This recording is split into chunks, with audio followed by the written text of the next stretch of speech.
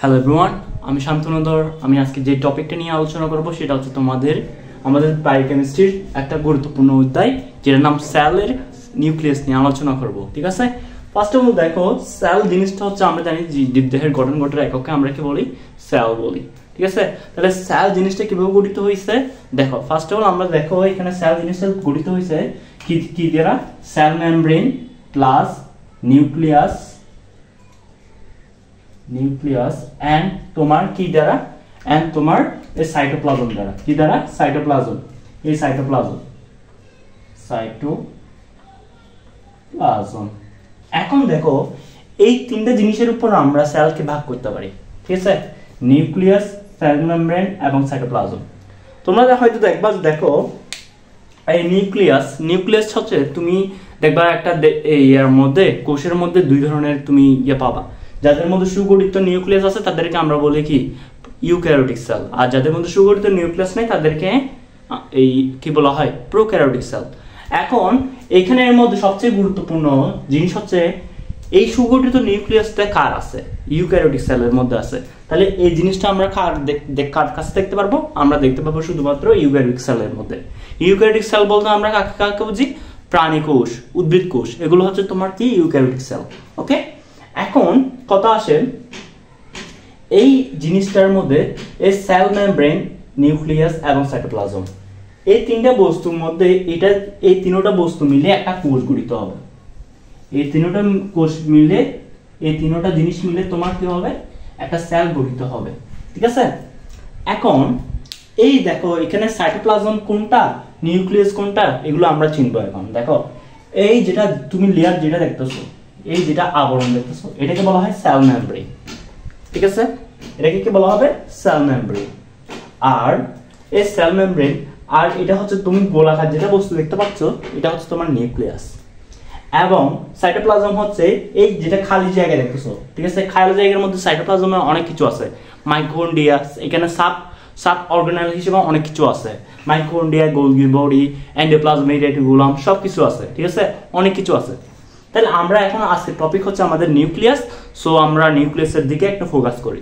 ঠিক আছে, এখানে দেখো আমি নিউক্লিয়াসটা এখানে দুইটা লেয়ার দিছি, একটা রেড কালার দিছি, একটা হচ্ছে তোমার কি ব্ল্যাক কালারের দিছি। এটা দেখো এই ব্ল্যাক কালারের লেয়ারটাকে আমরা বলা হয় কি আউটার লেয়ার। কি বলা হয়? Outer layer. আর রেড কালারের তুমি যেটা দেখতেছো এটাকে বলা হয় ইনার লেয়ার। কি বলা হয়? Inner layer. তাহলে দেখো ব্ল্যাক কালারের যেটা আছে, এটা আউটার লেয়ারের কাজটা কি, এটা প্রডিউস করবে। দেখো ব্ল্যাক কালারের যেটার আছে, এটা হচ্ছে আউটার লেয়ার। আউটার লেয়ার তোমার এটা কার সাথে যুক্ত থাকবে? তোমার রেটিকুলামের সাথে। কি? এন্ডোপ্লাজমিক রেটিকুলামের সাথে যুক্ত থাকবে। এন্ডোপ্লাজমিক রেটিকুলাম দুই ধরনের। দেখো এন্ডোপ্লাজমিক রেটিকুলাম কয় ধরনের? দুই ধরনের। একটা হচ্ছে তোমার কি রাফ এন্ডোপ্লাজমিক রেটিকুলাম, আরটা হচ্ছে কি কোন ধরনের? Smooth endoplasmic reticulum.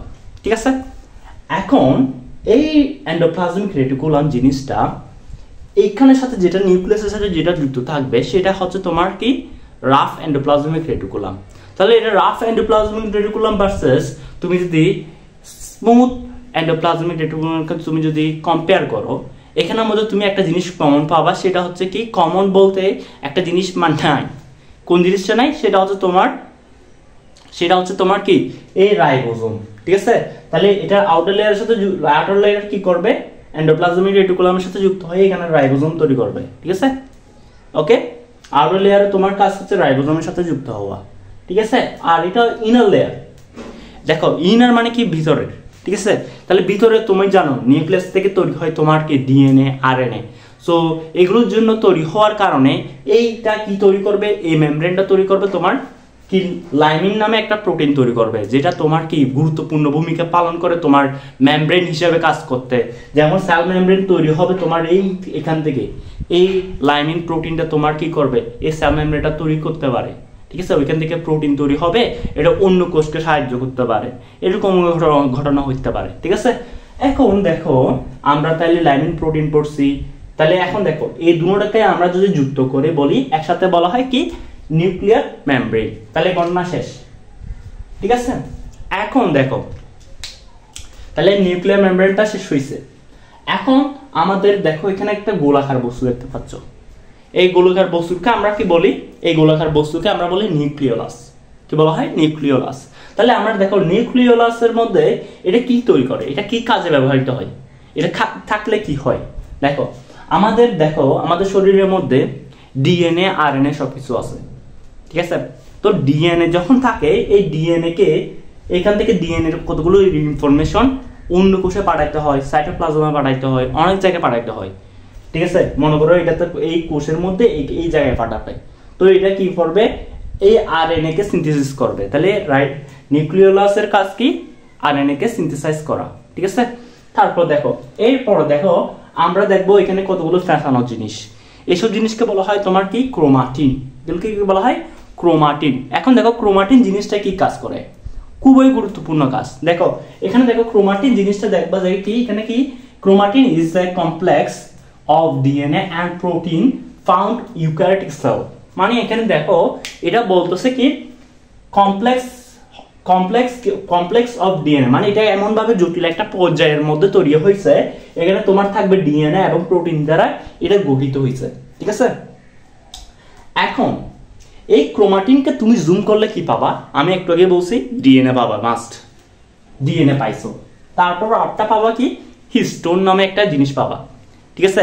হিস্টোন জিনিসের মধ্যে তুমি যে ক্লাস 8 এর বই দেখলে তুমি দেখবা হিস্টোন একটা জিনিস আছে, ঠিক আছে। এখন এই জিনিসটাকে তুমি যখন দেখো, এই ডিএনএ থেকে আমরা অনেক কিছু তৈরি করতে পারি আরএনএ, তৈরি করতে পারি ডিএনএ। ডিএনএ থেকে ডিএনএ তৈরি হওয়ার প্রক্রিয়াকে আমরা কি বলি? ট্রান্সক্রিপশন বলি নাকি রেপ্লিকেশন বলি? ডিএনএ থেকে ডিএনএ তৈরি হওয়ার প্রক্রিয়াকে আমরা বলি কি? রেপ্লিকেশন। মানে এটা কি করতেছে? হুবহু ফটোকপি করতেছে। তাহলে আমরা এটাকে বলবো কি? অনুলিপন বা রেপ্লিকেশন, ঠিক আছে। ডিএনএ থেকে ডিএনএ প্রক্রিয়াকে আমরা কি বলি? রেপ্লিকেশন। আর ডিএনএ থেকে আরএনএ সৃষ্টি হওয়ার প্রক্রিয়াকে আমরা কি বলি? ট্রান্সক্রিপশন। কি বলা হয়? ট্রান্সক্রিপশন। এখন দেখো ট্রান্সক্রিপশন জিনিসটা কি, দেখো তাহলে আমরা বুঝাই। ট্রান্সক্রিপশন জিনিসটা হচ্ছে তুমি এই ডিএনএ থেকে আরএনএ হওয়ার প্রক্রিয়াকে আমরা বলি ট্রান্সক্রিপশন। এই ট্রান্সক্রিপশনের মাধ্যমে দেখো আরএনএ এর কোনো অনেকগুলো প্রকার আছে, ঠিক আছে, কিন্তু ডিএনএ এর কোনো প্রকার নাই, এটা মাথায় রাখবা, ঠিক আছে। তাহলে দেখো এখানে তোমার থেকে তৈরি হবে কি? টিআরএনএ, এমআরএনএ, আরআরএনএ, আরো অনেক প্রকারের আরএনএ সৃষ্টি হইতে পারে, ঠিক আছে। তো এটাই হচ্ছে তোমার ক্রোমাটিনের পার্ট, ঠিক আছে। এখন আরেকটা জিনিস পড়াই, সেটা হচ্ছে তোমার এই সাইটোপ্লাজম, ঠিক আছে। সাইটোপ্লাজম আমরা বলছিলাম, সাইটোপ্লাজম তোমার কিসে পাওয়া যায়? সাইটোপ্লাজম জিনিসটা পাওয়া যায় তোমার ইউক্যারিওটিক সেলের মধ্যে, ঠিক আছে। তাহলে এটা কি করে? Enclose buy cell membrane. তাহলে দেখো সেল মেমব্রেন দ্বারা এটা কি আবদ্ধ থাকে, ঠিক আছে। এখানে দেখো ঠিক এইভাবে দেখো এখানেও এই মেমব্রেন দ্বারা আবৃত থাকে, ঠিক আছে। এখন দেখো ক্রোমাটিনের দুইটা পার্ট ছিল, আমি এটা পড়াই নাই। দেখো ক্রোমাটিনের দুইটা পার্ট, একটা হচ্ছে ইউক্রোমাটিন আর একটা হচ্ছে তোমার কি? হেটারোক্রোমাটিন। ইউক্রোমাটিন বলতে আমরা কি বুঝি? দেখো ইউ শব্দের অর্থ হচ্ছে কি? আমরা দেখো ইউক্যারিওটিক সেল বলছিলাম, প্রকৃত, ঠিক আছে। তাহলে ক্রোমাটিন, এই ক্রোমাটিন হচ্ছে তোমার একটা কি? প্রোটিন, মনে রাখবা। ক্রোমাটিন একটা কি? প্রোটিন। দেখো এটা হচ্ছে ইউক্রোমাটিন যেটা আছে, এটা হচ্ছে তোমার কি? এটা হচ্ছে লুজ প্রকৃতি। মানে কি? এটা কি আমরা একটা পড়বো, কোথায় পড়বো? আমরা যখন এই তোমার কোন চ্যাপ্টার? প্রোটিন চ্যাপ্টারে যখন যাব তখন আমরা পড়বো কি? ইউক্রোমাটিন, অনেকগুলো প্রোটিন, ফোল্ডিং নামে একটা জিনিস আছে, কনসেপ্ট। ওইখানে যখন যাব তখন আমরা এটা পড়বো। আর হেটারোক্রোমাটিন এটা হচ্ছে তোমার টাইট, মানে একটা কি? কমপ্লেক্স থাকে, ঠিক আছে। এটা হচ্ছে তোমার কি? মূল বিষয়। আর এখানে দেখো আরেকটা জিনিস, দেখো এই নিউক্লিয়াসের মধ্যে একটা ফাঁকা জায়গা আছে, এই ফাঁকা জায়গাকে বলা হয় কি? নিউক্লিয়াস রন্ধ্র বা নিউক্লিয়াস পোর। এটা ফাংশন কি? এখন দেখো খুবই গুরুত্বপূর্ণ। এটা কেন গুরুত্বপূর্ণ বলতেছে আমি, দেখো এখানে দেখো নিউক্লিয়াসের পোর হচ্ছে কি জানো? দেখো এটা হচ্ছে ট্রান্সপোর্ট করে। কি ট্রান্সপোর্ট করে? মানে তুমি যদি নিউক্লিয়াসের ভিতরে একটা জিনিস তৈরি হয়েছে, কি নিউক্লিয়াসের ভিতরে একটা জিনিস তৈরি হয়েছে, ওই জিনিসটা তুমি বাইর করতে চাচ্ছ, তাহলে পোর দিয়ে বের করবা, ঠিক আছে।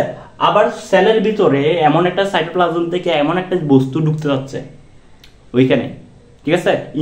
বিভিন্ন ইনফরমেশন তো এখানে লাগবে, তো ইনফরমেশনগুলো তোমার থেকে লাগলে ওই তো নিউক্লিয়াস তো এমনি এমনি কোষ তৈরি করবে না, তো ওইসব ইনফরমেশনকে কাজে লাগে তার থেকে তৈরি করতে হবে না, অন্য অন্য প্রোটিন তৈরি করতে হবে, যখন তার থেকে অ্যাটাক করতে ইচ্ছে করে তখন সে অ্যাটাক করতে পারবে কোনো জীবাণুকে। তো এইসব জিনিস হচ্ছে তোমার এই পোরের মাধ্যমে বের হয়, ঠিক আছে। তাহলে আমরা বলতে পারি এটা ট্রান্সপোর্ট হিসেবে কাজ করে, এবং নিউক্লিয়াস টু প্রোটোপ্লাজম যায়, protoplasm to nucleus to cytoplasm, cytoplasm to nucleus, ঠিক আছে। তাহলে এটা হচ্ছে নিউক্লিয়াসের টপিকটা, ঠিক আছে, আমরা কমপ্লিট করছি এতটুকু। Good bye. একটু পরে আবার আমরা কি HIV নিয়ে পড়বো। দেখো একটা জিনিস পড়াই নাই, দেখো এটা হচ্ছে তোমার, দেখো এখানে সাইজটা মনে রাখবা 90 ন্যানোমিটার, ঠিক আছে, 90 ন্যানোমিটার। এটা জিনিসটা কেন মনে রাখতে বলছি, যখন HIV যখন পড়বো এখানে দেখবা যে কি অনেক কিছু ঘটনা ঘটতেছে, ঠিক আছে। এতক্ষণ সাথে থাকার জন্য ধন্যবাদ। Good bye.